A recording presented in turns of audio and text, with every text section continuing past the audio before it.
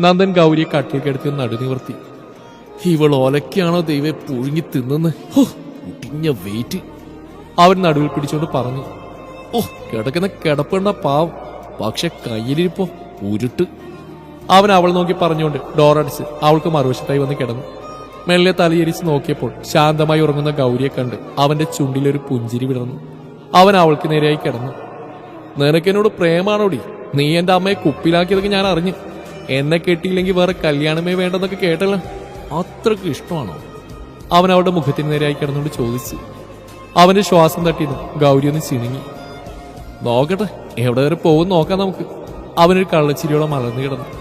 പെട്ടെന്ന് ഗൗരിയുടെ കൈകൾ അവനെ ചുറ്റി വരിഞ്ഞു. അവൾ അവന്റെ നെഞ്ചിലേക്ക് മുഖം പൂഴ്ത്തി കിടന്നു. അവന്റെ നെഞ്ചിരിപ്പ് കൂടി. എന്തുകൊണ്ടോ അവളെ മാറ്റിക്കിടത്താൻ അവന് തോന്നിയില്ല. അവന്റെ കൈകളും അവളെ ചുറ്റിപ്പിടിച്ചു. നന്ദൻ ഉറങ്ങിയെന്ന് തോന്നിയതും ഗൗരി മെല്ലെ കണ്ണുകൾ തുറന്നു. ഒരു കള്ളച്ചിരിയോടെ അവൾ അവനിൽ പിടിമുറുക്കി. ഗൗരി എന്നാ സുമ്മാവാ. രാവിലെ ലച്ചു കണ്ണുറന്നും കണ്ടത് ശാന്തമായി ഉറങ്ങുന്ന ഡെന്നിയാണ്. അവൾ അവന്റെ അടഞ്ഞ കൺപോളകൾക്ക് മേലെ മൃദുവായി ചുണ്ടുകൾ ചേർത്തു.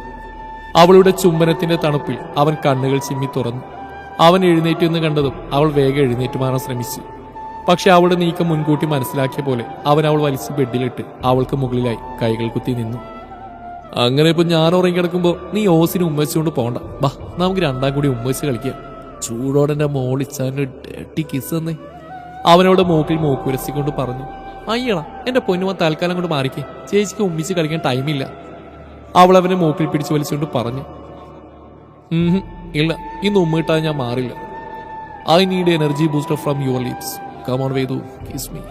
അവൻ ആർദ്രമായി പറഞ്ഞു. ലച്ചു അവന്റെ കണ്ണുകളിലേക്ക് ഉറ്റുനോക്കി. ആ കണ്ണുകളിലെ പ്രണയിച്ചുഴിയിൽ താൻ അകപ്പെട്ടു പോകുന്ന അവൾ അറിയുന്നുണ്ടായിരുന്നു. യാന്ത്രികമായി അവളുടെ ചുണ്ടുകൾ ഒരിക്കൽ കൂടി അവന്റെ കണ്ണുകളിൽ പതിഞ്ഞു. ഡേട്ടി കിസ് കണ്ണിലല്ല Vedu, it's on the lips. അവൻ വശ്യമായ സ്വരത്തിൽ പറഞ്ഞു. ലച്ചു ഉമിനീരിറക്കാൻ പണിപ്പെട്ടുകൊണ്ട് കിടന്നു. അവളുടെ നെറ്റിയിലൂടെ വിയർപ്പ് തുള്ളികൾ ചാരിട്ടൊഴുകി. കവിളുകൾ ചുവന്ന് തുടുത്തു. കണ്ണുകൾ പരൽ മീനെ പോലെ പിടഞ്ഞു. You are blushing, that's killing me. അവൻ അവിടെ തുടുത്ത കവിളിൽ കടിച്ചുകൊണ്ട് പറഞ്ഞു. ലച്ചു നീങ്ങിക്കൊണ്ട് അവന്റെ പുറത്ത് അള്ളിപ്പിടിച്ചു. കവിളിൽ നിന്ന് അവന്റെ ചുണ്ടുകൾ അവളുടെ അധരങ്ങളിലേക്ക് തെന്നി നീങ്ങി. ഒരു മാത്രം അവ അധരങ്ങളിൽ സ്പർശിച്ചതും അവളൊന്ന് വെട്ടിവിറച്ചു. മെല്ലെ അവൻ അവിടെ നാവിനാൽ തഴുകി. അവളുടെ മിഴികൾ കൂമ്പിയടഞ്ഞു. ആ മുഖത്ത് വിരിയുന്ന ഭാവങ്ങൾ ഒപ്പിയെടുത്തുകൊണ്ട് തന്നെ അവൻ ആ അധരങ്ങൾ സ്വന്തമാക്കി. ആദ്യം ശാന്തമായി തുടങ്ങിയ ആ ചുംബനം നിമിഷങ്ങൾക്കകം വന്യതയിലേക്ക് എത്തിച്ചേർന്നു. പലതവണ അവന്റെ ദന്തങ്ങൾ അവളുടെ ചെഞ്ചുടികളെ മുറിവേൽപ്പിച്ചു. പക്ഷെ അവൻ നൽകുന്ന ആ വേദനയിലും അവൾക്ക് കാണാൻ സാധിച്ചത് അവന്റെ പ്രണയമായിരുന്നു. ചുണ്ടുകളിൽ നിന്ന് നാവുകളിലേക്ക് ആ ചുംബനം ചേക്കേറിയതും അവളുടെ കാലുകൾ ബെഡ്ഷീറ്റിൽ കുത്തിപ്പൊങ്ങി. അവൻ തന്നെ തള്ളവിരലാൽ ആ കാലുകൾ അടക്കി നിർത്തി. അവന്റെ കൈവിരലുകൾ ധാവണിക്കിടയിലൂടെ അവളുടെ വയറിൽ കുസൃതി കാണിച്ച് ഒഴുകി നടന്നു. കൈകൾ വയറിൽ നിന്ന് മുകളിലേക്ക് സഞ്ചരിച്ച് തുടങ്ങിയതും ലച്ചു പൂർണ്ണമായും തളർന്നിരുന്നു. അവൾക്ക് ശ്വാസമെടുക്കാൻ ബുദ്ധിമുട്ട് തോന്നി. അവളുടെ കൈകൾ തളർച്ചയോടെ അവനിൽ നിന്നും വേർപെട്ടു. ഒട്ടേറെ നിമിഷത്തിന് ശേഷം മനസ്സില്ലാ മനസ്സോടെ അവൻ അവളിൽ നിന്ന് അകന്നു മാറി മലർന്നു കിടന്നു. ഡെനിയൊന്ന് ശ്വാസം വലിച്ചെടുത്ത് തല മാത്രം ചെരിച്ച് ലച്ചുവിനെ നോക്കി. അവൾ ചുണ്ടുകളിൽ നാവുകൊണ്ട് തഴുകി കണ്ണുകൾ അടച്ച് കിടക്കുകയായിരുന്നു. അവൻ മെല്ലെ അവൾക്ക് അഭിമുഖമായി ചെരിഞ്ഞു കിടന്നു. സ്വതവേ ചുവന്ന അവളുടെ ചുണ്ടുകൾ അവന്റെ ചുംബനത്തിന്റെ തീവ്രതയിൽ ഒന്നുകൂടി ചുവന്ന് തുടുത്തിരുന്നു. ചുണ്ടിന്റെ കോണിൽ പറ്റിയ ചോരത്തുള്ളികളെ അവൻ നാവിനാൽ തുടച്ചു മാറ്റി. അവന്റെ നാവിന്റെ സ്പർശനം അറിഞ്ഞത് അവൾ കണ്ണു തുറന്നു. വേദനിച്ചോ? അവൻ അവളുടെ ചുണ്ടിൽ നോക്കിക്കൊണ്ട് ചോദിച്ചു. അവൾ ഇല്ലെന്ന രീതിയിൽ മൂളി. സോറി, പെട്ടെന്ന് I can control myself. You are tempting me Vedu. I lost the total control when you are next to me. അവനവിടെ നെറ്റിൽ ഉമ്മ വെച്ചുകൊണ്ട് പറഞ്ഞു. ലച്ചു പതിയെ ചിരിച്ചുകൊണ്ട് അവന്റെ നെഞ്ചിൽ തലവെച്ച് കിടന്നു. അപ്പോഴേക്കും ചിണുങ്ങിക്കൊണ്ട് മിഴി എഴുന്നേറ്റിരുന്നു. ഡെന്നി അരികിൽ കണ്ടതും അവൾ വേഗം അവനെ കുഞ്ഞിക്കൈകളാൽ ചുറ്റിപ്പിടിച്ചു. ആഹാ, എണീറ്റോ ഒറ്റുകാരി? എന്തേ, ഇന്ന് നേരത്തെയാണല്ലോ? ഡെന്നി തലയിരിച്ചുകൊണ്ട് ചോദിച്ചു. അങ്ങനെ പറഞ്ഞു എന്താ പപ്പ? മിഴി സംശയത്തോടെ ചോദിച്ചു. നീ ഓടി, എന്നോട് മിണ്ടണ്ട, ഡെന്നി കമിഴി തന്നുകൊണ്ട് പറഞ്ഞു. മിഴി ഒരു ചിരിയോടെ അവന്റെ പുറത്ത് കയറി കിടന്ന് അവന്റെ കവിളിൽ ഉമ്മ വെച്ചു. അവൻ ഉമ്മ വെച്ചെടുത്ത് തുടച്ചുകൊണ്ട് തല അപ്പുറത്തേക്ക് വെച്ച്. അവൾ അപ്പുറത്തെ കവിളിൽ ഉമ്മ വെച്ച്. അവൻ അതും തുടച്ച് തലയിണിൽ മുഖം അമർത്തി കിടന്നു. അതുകൂടിയായപ്പോൾ ദേഷ്യം വന്ന് മിഴി അവന്റെ പുറത്തേക്ക് അടിച്ചു. ആ കടിക്കല്ലടി, ഡെന്നി അലറി. ഇനി പെനങ്ങോ? മിഴി ദേഷ്യത്തിൽ ചോദിച്ചു. അവൻ മറന്നു കിടന്ന് അവളെ നെഞ്ചിലിരുത്തി. ഓ, നമ്മളൊക്കെ പിണങ്ങിയാൽ നിനക്കൊന്നുമില്ലല്ലോ. ഒരു ലഡുവിന് വേണ്ടി എന്നെ ഒറ്റക്കെടുത്തില്ല നീ. ഡെന്നി പരിഭവത്തോടെ പറഞ്ഞു. ശേ, പാപ്പ ഇങ്ങനെ കുഞ്ഞു കുട്ടികളുടെ പോലെ ആവല്ലേ, ഞാൻ വെറുതെ കാണിച്ചതല്ലേ. ആ കോരീനൊന്ന് ഷോപ്പിട്ട് കൂടെ നിർത്തിയതാ. എപ്പോഴാ ആവശ്യം വരാന്ന് പറയാൻ പറ്റില്ല. എനിക്കെന്റെ പപ്പേനെയല്ലേ ഇഷ്ടം, മിഴി കൊഞ്ചിക്കൊണ്ട് പറഞ്ഞു. ഇവളുണ്ടല്ലോ ഇച്ചായ, അപ്പപ്പ കാണുന്നവൻ അപ്പാന്ന് വിളിക്കുന്നവളാ, ഇവളെ വിശ്വസിക്കാൻ കൊള്ളത്തില്ല, ലിച്ചു അവളുടെ കവിളിപ്പിച്ചുകൊണ്ട് പറഞ്ഞു. ലച്ചു, ഞാനും പപ്പയും സംസാരിക്കുന്ന കണ്ടില്ലേ, എന്തിനാ അതിന്റെ അരി കയറുന്നേ, മിണ്ടാടിയിരിക്ക്, മിഴി ഗൗരവത്തിൽ പറഞ്ഞു. നീ പോടി, ഞാൻ മിണ്ടും, എന്റെ ഇച്ചാന, ലച്ചു ഡെന്നിയെ ചുറ്റിപ്പിടിച്ചുകൊണ്ട് പറഞ്ഞു.